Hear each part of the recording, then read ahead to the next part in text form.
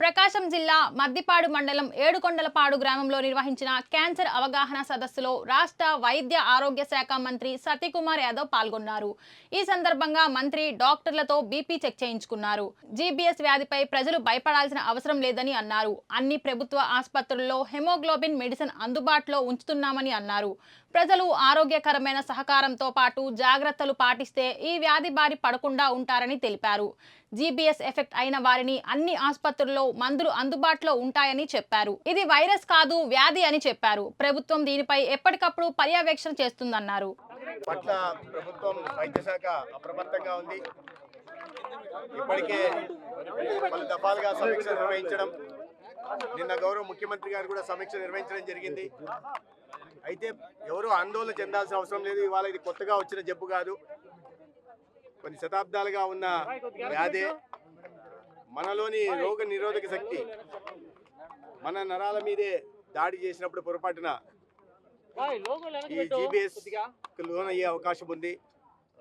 అయితే 1,00,000 జనాభాకి 1 నుంచి 2 మాత్రమే వీటిని బారిన పడతారు. గత సంవత్సరం చూస్తే 301 మంది జీబీఎస్ బారిన పడ్డారు. ఈ సంవత్సరం ఈ 2 నెలల్లో 43 మంది బారిన పడ్డారు. అయితే 85% మందికి మామూలుగానే వ్యాధి తనంతకు తనే నయమవుతుంది. మిగిలిన 15% వారికి గ్లోబులిన్ ఇంజెక్షన్ ఇవ్వాల్సిన ఆవశ్యకత పడవచ్చు. కొంతమందికి వెంటిలేటర్ మీద ఉంచి చికిత్స అందించాల్సిన అవసరం కూడా రావచ్చు. అయితే 1-2 మరణాలు సంభవించిన నేపథ్యంలో ఒకటి విశాఖపట్నంలో ప్రభుత్వం అప్రమత్తమై అన్ని వైద్య కళాశాలల్లో కూడా, అదేవిధంగా జిల్లా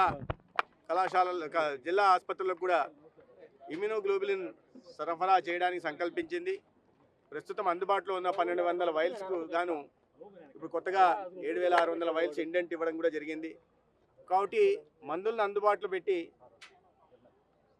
ఈ వ్యాధి బారిన పడి వారిని కాపాడుకునే ప్రయత్నం చేస్తున్నాం.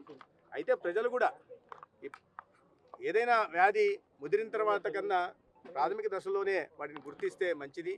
చేతుల్లో తిమ్మిరి రావడం, చేతులు కాళ్ళలో తిమ్మిరి రావడం, కాళ్ళు మొద్దుబారడం, తర్వాత అది పైకి వ్యాపించడం జరుగుతుంది. ఆ సిమ్టమ్స్ ఉన్నప్పుడు, ఆ లక్షణాలు కనిపించినప్పుడు వెంటనే ఆసుపత్రికి వెళ్తే డాక్టర్లు తగిన పరీక్షలు చేసి ఒకవేళ జీబీఎస్ బారిన పడి ఉంటే వారికి కావాల్సిన సరైన చికిత్సను అందించి ప్రాణాలను కాపాడాలి.